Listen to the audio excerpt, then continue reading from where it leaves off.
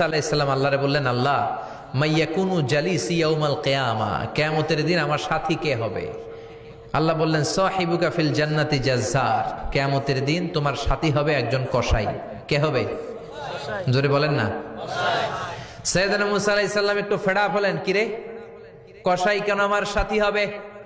আমি নবী মানুষ, নবী হবে আমার সাথী, আল্লাহর ওলিরা হবে আমার সাথী, কেন কসাই হবে আমার সাথী? রব্বুল আলামিন বললেন, মুসা যাও নিজেই যে দেখে আসো কেন কসাই হবে তোমার সাথী। সাইয়েদনা মুসা আলাইহিস সালাম কসাইয়ের দোকানে গেলেন, যে দেখে না কসাইয়ের স্পেশাল কোনো আমল নাই, খালি গোশত কাটে। কি কাটে? সারাদিন গোশত কাটার পরে বিকেলবেলা বড় একটা গোশতের টুকরা নিয়ে প্যাকেট করে বাড়ির দিকে রওনা হয়।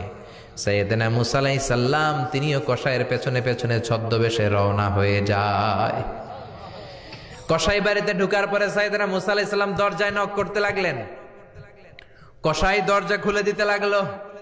সাইয়েদনা মুসা আলাইহিস সালাম পরিচয় গোপন করে বলে, আমি একজন মুসাফির, আজকে রাতে ও কসাই ভাই আপনার বাড়িতে থাকতে চাই। কসাই বলে, আহলান সাহলান, আসেন, এই ঘরের মধ্যে বসেন, পাশের ঘরে আমার একটু কাজ আছে।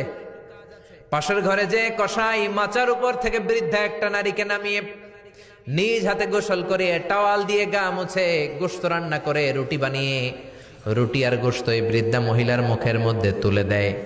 মহিলাটা তৃপ্তি সহকারে খাওয়ার পরে হাত দুইটা উপরের দিকে তুলে আঁচলটা পেতে আল্লাহর ডেকে বলে, আল্লাহ আমার ছেলের উপর আমি সন্তুষ্ট, এই বলে বিড়বিড় করে কি যেন দোয়া করে দেয়। মহিলাটাকে খাওয়ানোর পরে কসাই প্লেটের মধ্যে গোশত আর রুটি এনে সাইয়েদনা মুসার কাছে এসে বলে, ও মুসাফির ভাই, এই নেন আপনার রাতের খাবার। রাতের খাবার খেয়ে আপনি ঘুমিয়ে যান, সকালে আপনি যাবেন আপনার পথে, আমি যাব আমার দোকানে।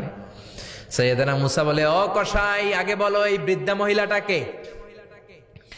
কসাই বলে, বৃদ্ধা মহিলাটা ছাড়া দুনিয়ায় আমার কেউ নাই, আমি ছাড়াও এই বৃদ্ধা মহিলার কেউ নাই। এই মহিলাটা হলো আমার জনম দুঃখিনী মা, মা ছাড়া আমার কেউ নাই, আমি ছাড়াও মায়ের কেউ নাই।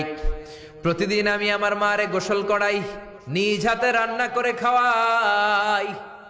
সাইয়েদনা মুসা বলে, তোমার মা হাত তুলে কি দোয়া করলো এটা বলো।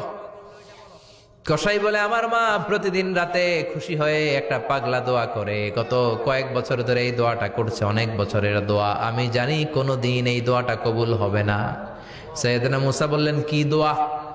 কসাই বলে, আমার মা খুশি হওয়ার পরে চোখের পানি ছেড়ে দিয়ে হাত তুলে বলে, আল্লাহ আমি আমার ছেলের উপর অনেক সন্তুষ্ট, শুনেছি এই জামানার বনি ইসরাইলের সবচেয়ে বড় পয়গম্বর, তার নাম নাকি মুসা কালিম।